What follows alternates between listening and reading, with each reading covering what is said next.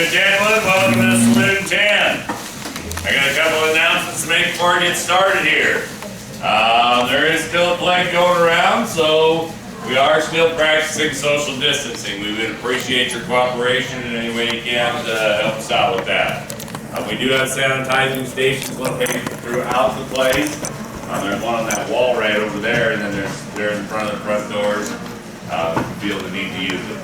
I will be selecting 3 volunteers to play cards with me and one to be a bartender. Do that about halfway through the show. Come up here. We got sanitized bandanas for you. We got new cards, new chips, all sorts of stuff up here just to try and keep everybody safe. All right, I better get started here. You guys all know who I am? Wild Bill, that's right. James Butler Hickok. Folks nowadays, well, they do like to call me Wild Bill. Now, I'm going to tell you a little bit about myself, and I'm going to start after the Civil War. Now, I did fight during the Civil War. I was a scout and a spy for the Northern Army.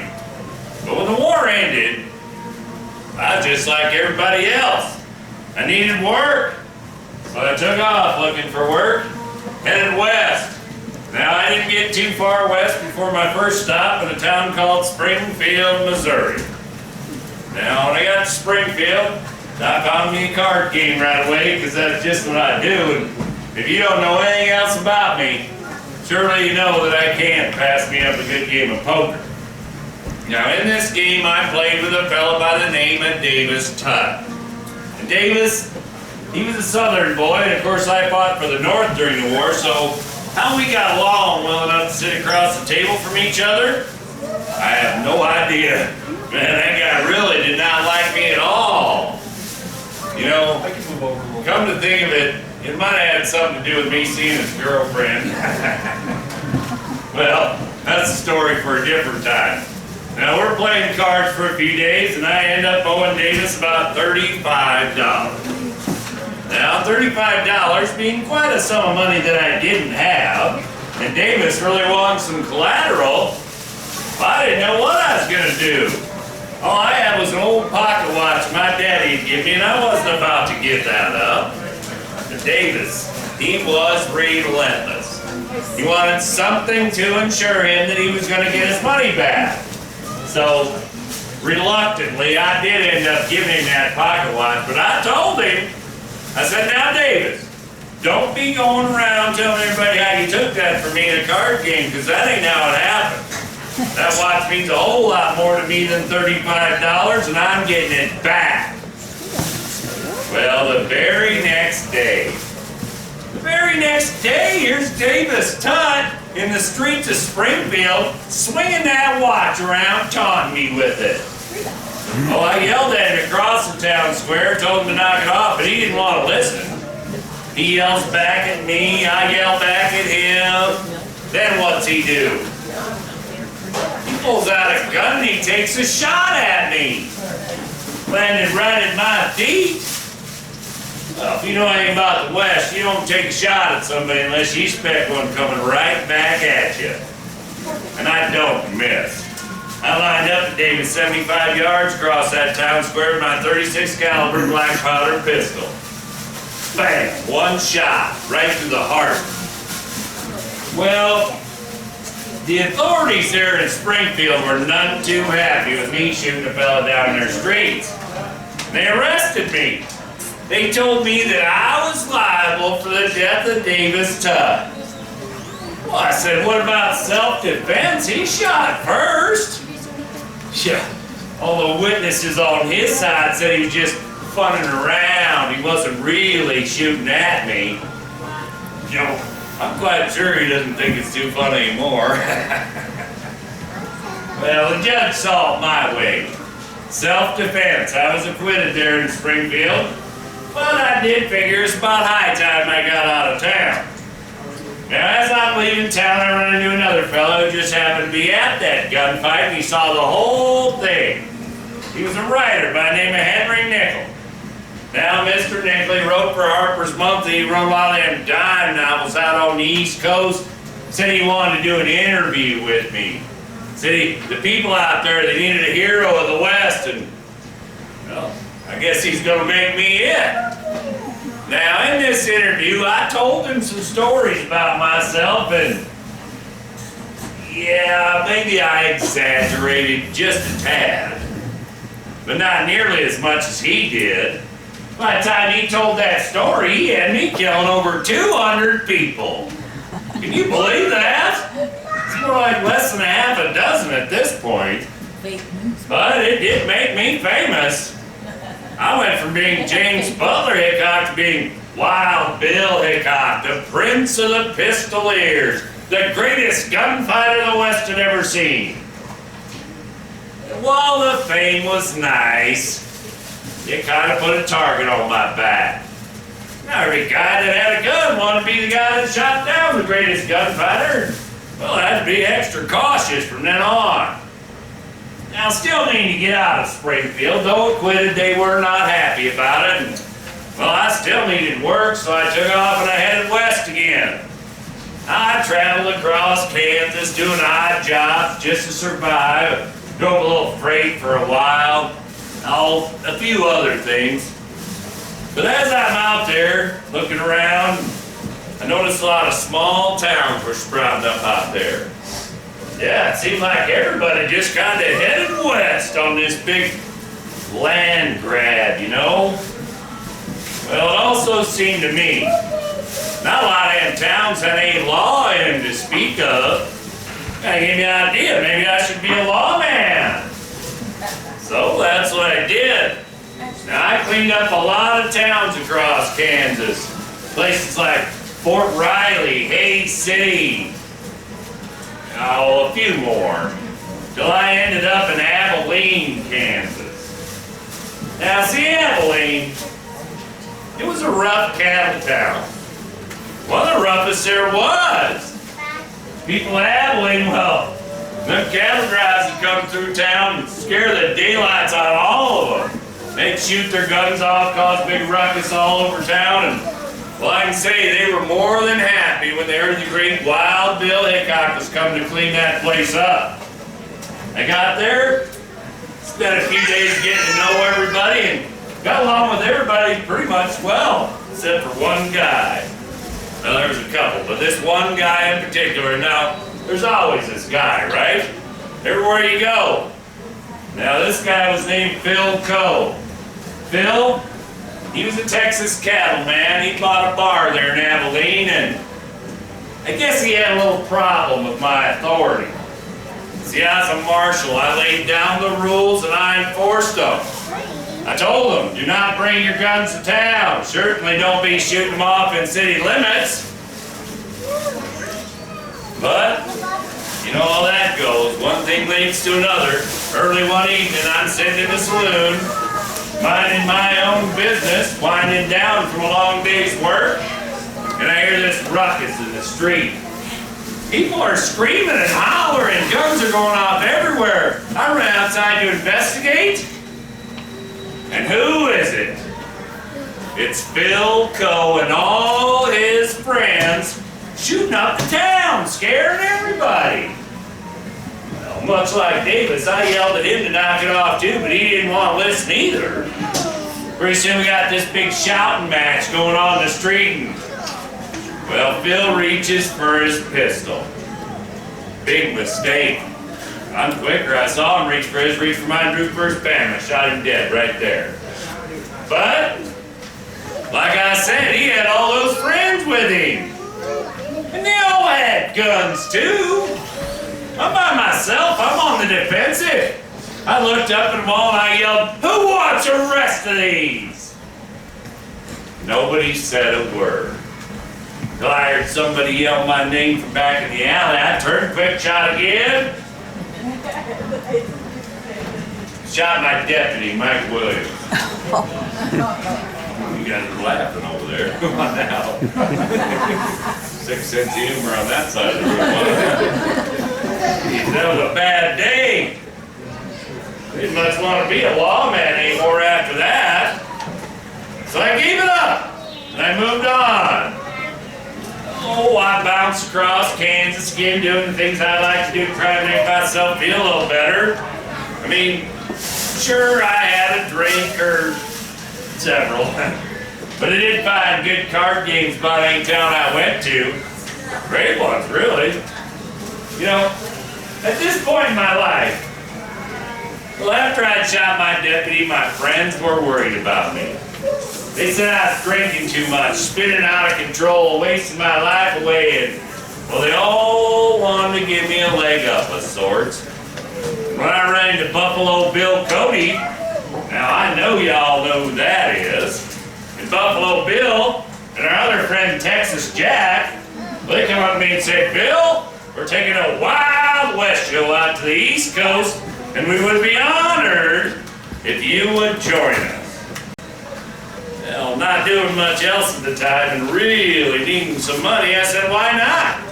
Let's take that Wild West show out there and show them Easterners just how wild it really is out here. Truth be told, I didn't care for that.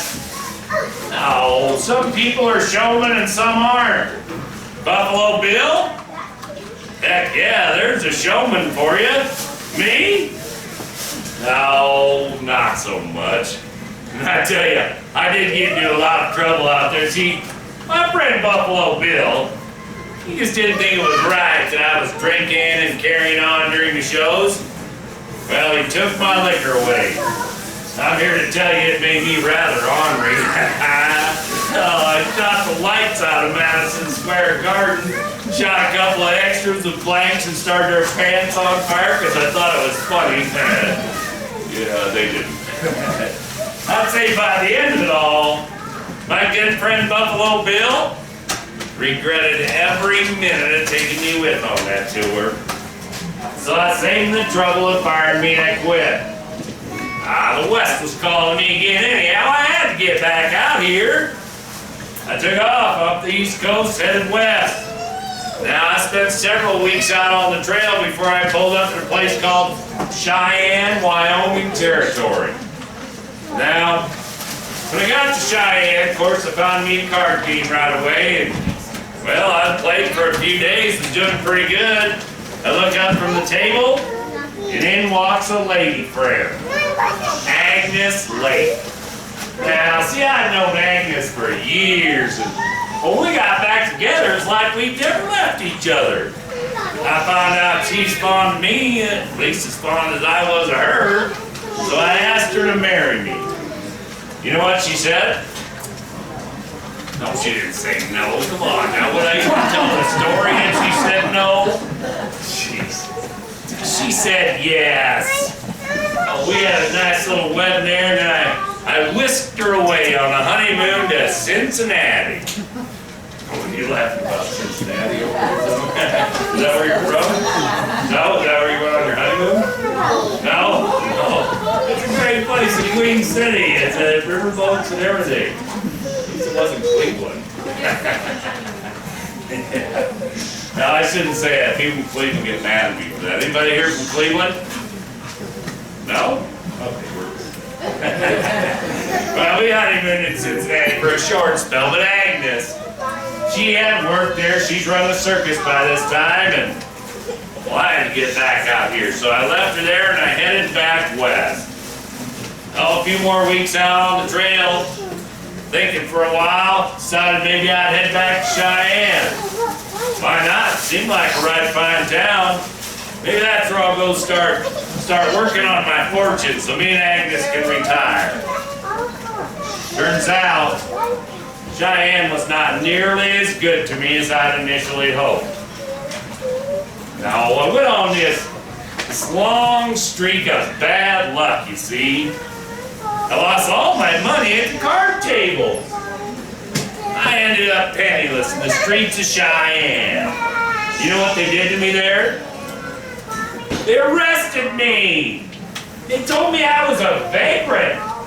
They told me to either get out of Cheyenne right now or spend the rest of my time in the jailhouse there. Now, not wanting to spend too much time in jail in Cheyenne, I decided I'd heed that morning and I left. Now, when I got to the edge of town, I see this big wagon train. Huge wagon train. Just so happens it's being run by the best friend I ever had in all the world, Colorado Charlie Utter. Do y'all know who Colorado Charlie is? No. Anyone? No? How could you not know Charlie? Biggest wagon train the West had ever seen. Charlie Utter running the thing. Now the reason I call him my best friend is because he's probably the only one that can tolerate me long enough to be my best friend. When we got along famously, he pulls up in that wagon train, he says, "Bill, get on this wagon train with us. Huge gold strike in the Black Hills of Dakota territory. And I tell you what, you come with us, I got a gold claim up there. You can work the claim, I'll drive freight back and forth, and we'll split the money 50-50. Well, being as how it was for me there in Cheyenne, that was not a hard decision to make. I hopped that wagon train with him. All sorts of fine folks on there, over 200 of them. 70 plus wagons, all filled with goods for this town right here. Now, we headed north out of Cheyenne, about a week and a half out on the trail before we pull up at Fort Laramie. Now, when we got to the fort, they were excited to see us because, well, some ladies had stopped by there and they're causing all sorts of trouble at that fort. The guys weren't getting their work done, they weren't getting any sleep at night. We pull up, the colonel says, "Get them out of here, they're causing trouble.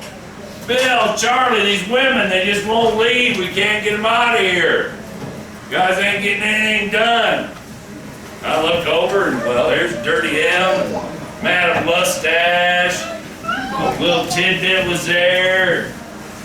Well, another scrungy looking fellow who turned out not to be a fellow at all. Calamity Jane. Now, I know you guys think a lot about myself and Calamity Jane because you've been starting them rumors about me and her maybe being somehow romantically involved. Not true. Come on now. Have you seen her? No. Well, if you just seen her that day, she looked like a man, really. She smelled like a man, dressed like a man, cursed like a man, spit like a man. But I probably shouldn't talk bad about her, though. You know, for all the faults that she had, and all the problems, I mean, who amongst us doesn't have problems, right? Well, she had a heart of gold. The biggest heart of anybody I knew. If you had a problem, and Calamity Jane was anywhere around, she'd help you out, I guarantee it, just the kind of person she is. Now, y'all got on that wagon train. We spent about another week and a half on the trail before we pulled up on the edge of town. We looked down over this gulch, and it stinks. It's dirty. Oh, it stinks something fierce. One street, Main Street. The horses, the cattle, the oxen, they come down the street and do their business. People had dumped their chamber pots in the street. It never dried. It was mud and muck about to right here. Yeah, we loose get your side in there. So be careful when you're crossing the street. No, they got it fixed. Now, you know, the people still came. They still flooded in here by the thousands. They didn't care if it stunk. They didn't care if it was dirty. All they cared about was the gold. Exactly right. Gold fever grabs a hold of you. Found any gold here? No? You wouldn't tell me if you did, would you? Probably not. Yeah, wise choice. Well, I was no different than anybody else. I wanted to make my fortune in gold, too. I knew I had a working gold claim out there. Charlie said I could work it. I went right out there and I started. I worked hard for about 3 hours. Yeah, I found out real fast that gold mining was not for me. But Deadwood, being what it is, all the people, the gold, the saloons, the gambling halls, oh, it didn't take me long to find something else to do in this town. I was downtown playing cards. Now, seeing these cards sit idle like that is just killing me. I'm getting quite an itch to play right now. I got 3 out there that want to volunteer to come up and play cards with me. Geez, don't everybody jump at once. It's sort of overwhelming. Come on, it's simple. Just gotta sit up here and play some cards. You got a volunteer over there? No, he's not doing it? Should Hollywood? Doing late? All right, come on up. Should I? Got one back there too? There we go. You in? Nope. I got two. I need two more. I need a card player. You want in? Yep, they got it. Okay, I got three. I need a bartender. All right, there he is. All right. Carl, man, nice to see you. Sitting right there. Oh, Captain William Massey, right here. Good to see you again, Captain. You are the bartender. You are right over here. Harry, you are. Good to see you, Harry. And Charlie Rich, you're going to sit right there. All right, folks, I'm going to talk to these fellas for a couple minutes about the game we're about to play. And, well, then I got to go check on a horse down at the livery stable, but I'll be right back with you. Just listen to this fella that's going to talk to you over the speaker. Let you know what's happening in Deadwood at this time. Good afternoon, fellas. Glad to play some cards with me. Go ahead and put the bandanas on. Hi, folks, and welcome to the old-style Saloon number 10. In a few moments, you open and we're quick to invite Bill to join us.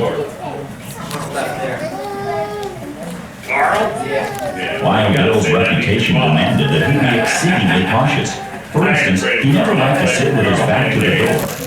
The vacant seat was so located and unlikely that they and Charlie Rich and Bill resulted in an attempt on Bill's part to get You're in my Charlie's chair. My chair now. No, it is, and you know I sit there, Charlie. Get out. Bill was not given his request and grudgingly with great hesitation took the empty chair. But after a few minutes, he stood up and again asked Charlie for his chair. Come in then. Bill didn't Hey, win this Charlie, I argument can't either, sit here. and on this You know rare it. Now occasion, get out he of that settled down, stinking sitting with his chair back to the door. Wariness, though, kept Bill alert, for all knew him to be a left-handed drinker, leaving his right hand free to handle his pistol. All right. As unpredictable as card games are, Bill found himself quickly losing to Massey, who had lost to Bill the night before. $10 there for you. Bill asked Harry for $15 worth of pocket checks. Thank you. Harry brought them over to Bill and returned to the bar and his duties. All right, you guys ready to start losing some money? Soon, a shifty drifter known as Jack McCall entered the saloon. Bill quickly turned while drawing his gun. Recognizing McCall as a newcomer to town, he greeted him with a friendly, Howdy, Jack. then reholstered his gun and resumed the game. Playing cards I cannot Jack slowly circled the table, pausing briefly behind each player and analyzing each hand. Set him up, Captain. You must have lost $250. Last shot of that whiskey, Harry. I left out this bad report. It's due to you. While Bill's attention was on Massey, there was a friendly argument between them, and while Bill remarked, Massey, you might as well bet them all. I'm going to take from you anyway. You know that, right? upon returning directly behind Wild Bill, suddenly Jack McCall. The bullet struck Bill in the back of the head, cutting out of his left cheek and lodged in Captain Massey's left arm. It was discovered soon after the cards Bill was holding were aces and ace, forever known as the dead man's hand. All fled the saloon except Carl Mann, who was held at bay by McCall. Jack snapped the trigger of his gun several times. It failed to fire. He then ran out the door and up the street. He was found hiding in a building behind a butcher shop. Later on in the day, he was tried in a miner's court. The jury, being tainted and influenced by a deceitful defense, found McCall not guilty, and he was released. This decision not only outraged the judge, but also the general populace. McCall left the camp in haste. Upon reaching supposed safety in Wyoming, he began bragging of his ignoble deed. Word of this reached the U.S. Marshal, who tracked McCall down, arrested him, and sent him to Yankton to be tried again in Dakota Territory. It was determined, since the first trial was held in Indian Territory, that it was not legal. McCall was found guilty and hung for his cowardly crime. He was buried in an unmarked grave on the edge of town. Later, as the town grew, the cemetery was moved. As the coffins were opened, one corpse was found with a rope around its neck. It was easily identified as Jack McCall, the assassin of Wild Bill.